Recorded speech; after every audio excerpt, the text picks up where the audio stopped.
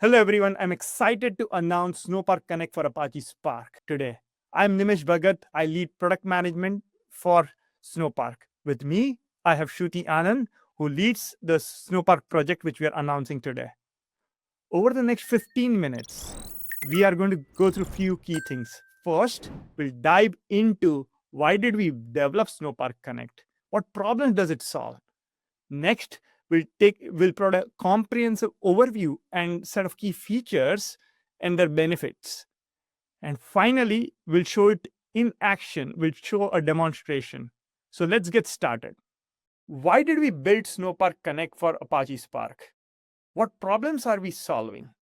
Spark is one of the large-scale data processing engines used by many developers.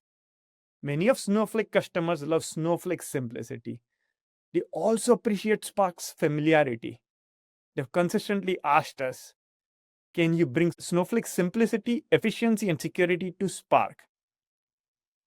If you've worked with Spark, you know its flexibility, but also its complexities. These challenges directly impact your total cost of ownership, TCO, team productivity, and data pipelines reliability. Let's look at some of the pain points they brought to us. One, performance and tuning headaches. As data grows, you're constantly fighting to maintain speed. This means endless complex tuning parameters, memory, and partitions. It's a continuous drain on valuable engineering and data innovation, which your team could do otherwise. Second, environment and dependency chaos. Every app needs specific libraries and versions. This quickly spirals into a versioning nightmare and constant environment setup, eating up resources to just get started and keep things running. Third, high operational overhead.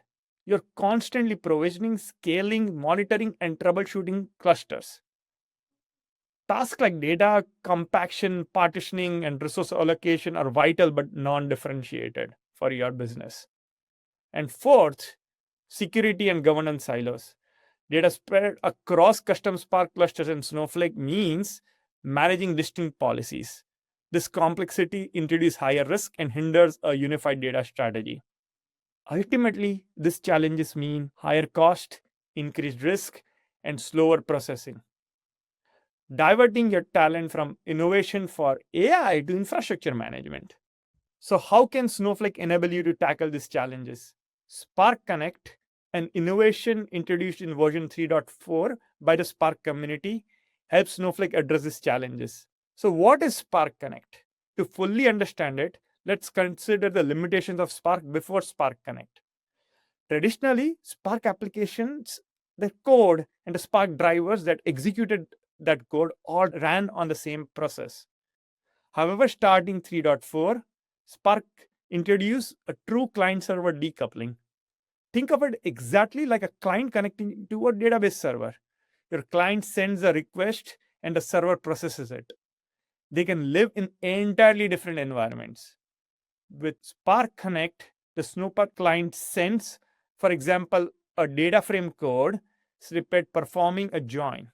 It transmits the unresolved plan to the Spark driver, which now operates in a separate process. This decoupling is the key, as it allows Snowflake to act as the Spark driver, enabling you to run your existing Spark code directly on Snowflake. We are thrilled to announce Snowpark Connect for Apache Spark in public preview today. Snowpark Connect for Apache Spark empowers you to bring your familiar Spark data frames, Spark SQL, and UDF code directly to Snowflake. You can run this code in any of your favorite clients, whether that's Jupyter notebooks or Snowflake notebooks for interactive workloads. For batch jobs, simply use Snowpark Submit to execute your code. This code executes right inside the Snowflake engine, benefiting from Snowflake's robust governance framework. Your data can reside in any of the three major clouds, AWS, Azure, or Google Cloud, and be accessible through Snowflake data tables, Snowflake tables, or Iceberg tables. The innovation allows you to achieve the simplicity of Snowflake while gaining lower TCO, high interoperability with Spark, and improved data security and governance. How does Snowpark enable all of this? Let's do a quick recap on how Snowpark consistently provides amazing efficiency, security, and simplicity. Historically, if you wanted to do complex data transformations with Python, you often had to pull your data out of Snowflake, process it elsewhere, and then load it back. This meant unnecessary data movement and added complexity for data engineers. It introduced latency, security risk, and extra cost. Snowpark completely flips this around. It's fundamentally about bringing your code to the data. Your Python, Java, or Scala code, especially when leveraging its DataFrame style APIs, is translated into optimized SQL. This SQL then runs directly on Snowflake powerful elastic virtual warehouses. The core benefits for data engineers are clear with this approach. Number one, no data movement. Your data stays securely in Snowflake. This dramatically improves performance, enhances security, and simplifies governance for all your ELT and ETL processes. Two, leverage Snowflake's power. Your code taps directly into Snowflake's scalable vectorized compute engine, giving you all its benefits for large-scale data processing without the overhead of managing separate infrastructure. And three, familiarity. Snowpark provides a variety of clients so that you can use the languages and libraries you already know and love, as you see in this picture, making it much easier to build advanced data pipelines and complex transformations. In short, Snowpark empowers data engineers to build more complex, secure, and performant data applications, all while keeping your data right where it belongs, inside the Snowflake Data Cloud or your open lakehouse. Snowpark has been an excellent migration destination for modernizing Spark workloads. We have seen customers achieve significant gains, and the benefits are clear. Typically, a customer sees around 5.6x performance gain and 41% cost savings with Snowpark over traditional Spark environments. Take CTC, one of our customers, for example. They achieved 54% cost savings, which translated to an impressive 800,000 annually. Crucially, their efficiency and speed all improved significantly, with fewer failures and single pane of glass visibility across their entire stack, all within Snowflake. Now, this proven benefits can be experienced by your Spark workloads in an even more seamless way with your existing Spark code and clients enabled by Snowpark Connect for Apache Spark. Now, let's get a deep dive into Snowpark Connect. I will hand it over to Shruti. Hey everyone, my name is Shruti and I'll be walking you through the feature highlights for Snowpark Connect. In terms of our API and language support, we do encourage our customers to be on 3.5. 4.0 is not supported as of now, but is on our roadmap. We have some PySpark version dependencies which are called out here. In terms of API coverage, we support DataFrame, Spark SQL, and UDFs. For coding language, we recommend using Python. Scala and Java are coming soon as well because we wanted to meet our Spark developers where they are. So, in terms of using Snowpark Connect, where can you use it from? You can use it from your Snowflake notebooks, either SPCS based notebooks or warehouse based notebooks. Both supports Snowpark Connect. Or you can use third party environments as well. For example, Jupyter Notebooks, VS Code, Apache Airflow. And also, we have Snowpark Submit, which is pretty similar to Spark Submit in case you're trying to run your batch processing workloads. So, a quick call out Spark Connector and Snowpark Connect are different from each other. In Spark Connector, you have to run your Spark clusters as well as you have to maintain your Snowflake environment.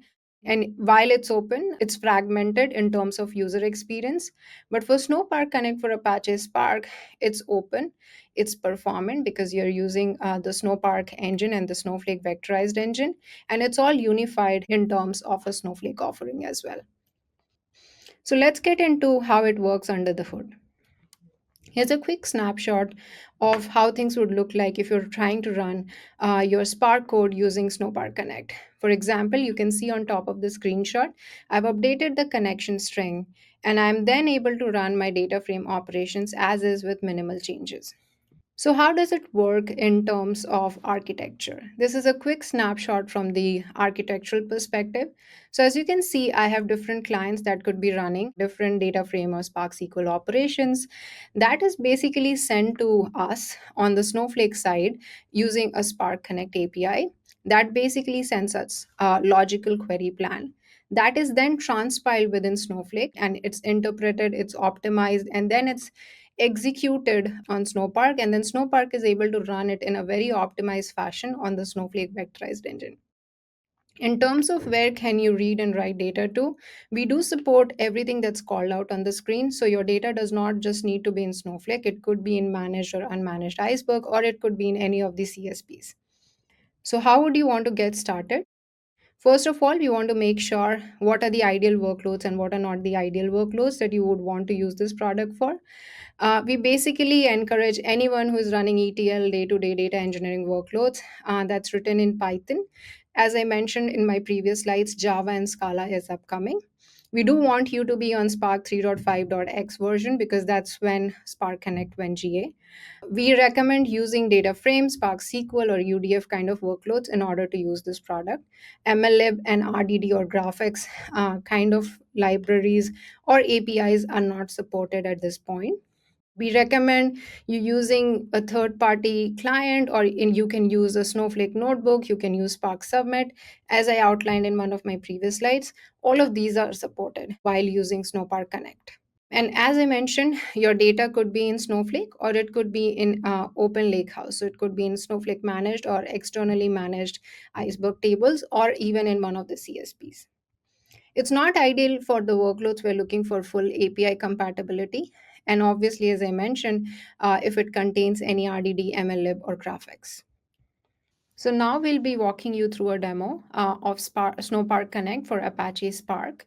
Uh, this feature would basically allow you to do your day-to-day data engineering jobs. The demo would contain two scripts. The first one would focus basically on reading data from Snowflake tables, doing some day-to-day transformation jobs, and then writing back to Snowflake table. And the second part of the script would focus on reading it from a managed Iceberg table and doing some transformation operations using DataFrame, and then writing back to a managed Iceberg table again. So this is a quick demo of the feature. As I said, we really wanted to meet where you are, so I picked up Jupyter Notebook to give you a quick demo of the feature.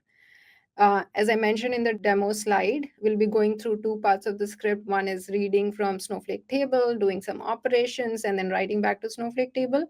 And then the second script would focus on reading from an Iceberg table, a managed Iceberg table, doing some operations, and then writing back to the managed Iceberg table. So let's get into it.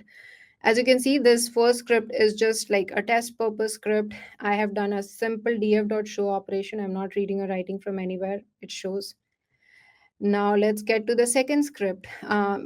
So as you can see here, there is some code which I have written in order to initiate a session to enable Snowpark Connect. And then obviously I have to have my libraries here in order to run my PySpark code. But as you get through the remaining script where the logic is, what I'm trying to do here is I'm trying to read the data from one of my tables in Snowflake, which is called as structured data. I'm loading it into a data frame. I'm doing a show operation. I'm doing some introspection based on certain columns like ID, name, and age. Then I'm doing a filter operation on all of that data. Now I wanted to do a group by based on a subscription type and how much is a user spending. And then finally, I wanted to add a new column called annual spend to my existing table structured data and then rewrite it back to Snowflake, which is what I'm doing here. And then finally, all of this should get done and the statement around data operations completely successful should be printed. So as you can see, when I run this script, all of that is working smoothly. And yes, I was able to write the data back to the Snowflake table.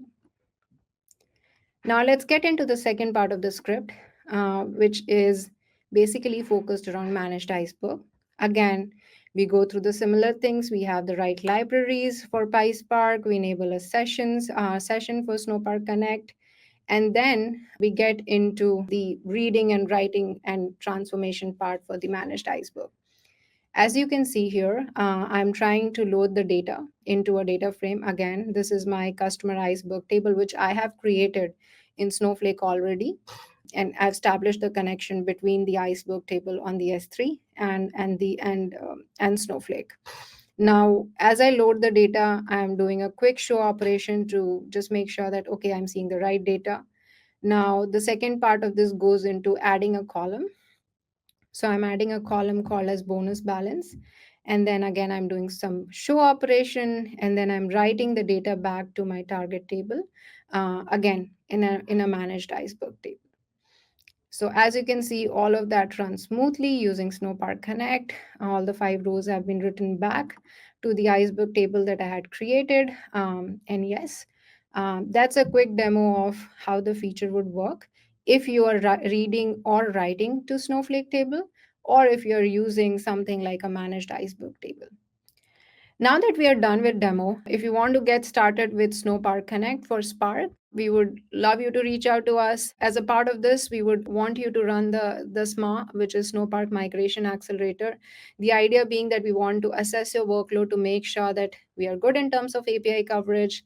And then, basically it tells you how much of the APIs are well covered versus what APIs are not covered. And then, yes, you can kick the tires off. So yeah, that's all that I had. Hope you enjoyed the entire presentation, and please reach out to us. Thank you.